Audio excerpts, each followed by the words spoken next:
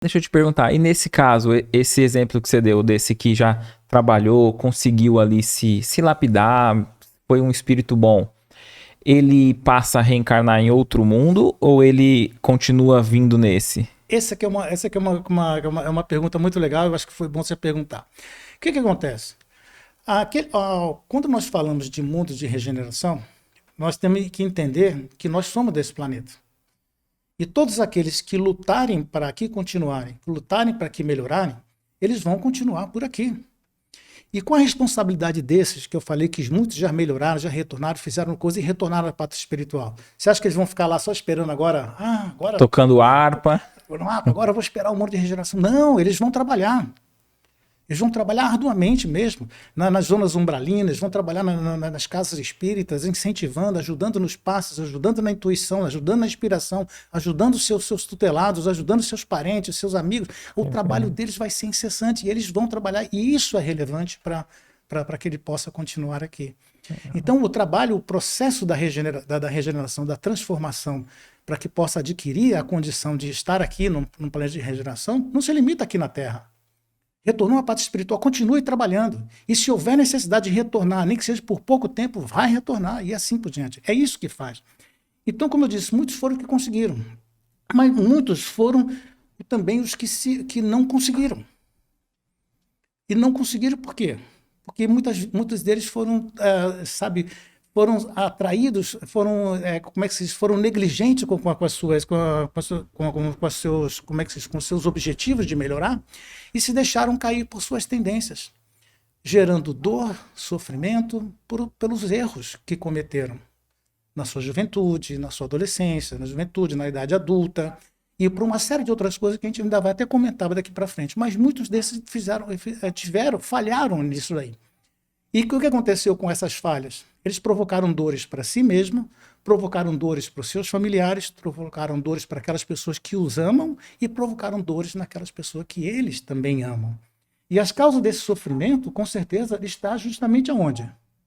Nos comportamentos adquiridos e que deixaram se levar pelas tendências nessa existência.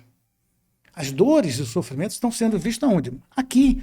É por isso que estamos vendo nesse momento tanta dor, tanto sofrimento no mundo inteiro. Nós temos 8 bilhões de pessoas morando nesse planeta. E nós estamos vendo guerras, pessoas que estão incentivando guerra, pessoas que estão incentivando o abuso, pessoas que estão incentivando o uso das drogas, pessoas que estão incentivando isso, e todos aqueles que estão se deixando levar por isso, onde poderiam lutar para se transformar, pais que poderiam ajudar e apoiar os seus filhos no crescimento, no impedimento das suas tendências, estão falhando. Então são pais que no futuro vão se arrepender vão sofrer em função da perda de um filho, filhos que vão depois se arrepender da função, eu poderia ter sido melhor. Então é toda uma gama de resultados que isso não está na questão da vida passada, está nas situações, nos erros e nas causas que foram cometidas nessa. Né? E todas essas pessoas, e todos esses comportamentos indevidos que nós estamos vendo nos dias de hoje, a grande maioria desses sofrimentos são causados pelas situações que nós estamos vendo no dia a dia.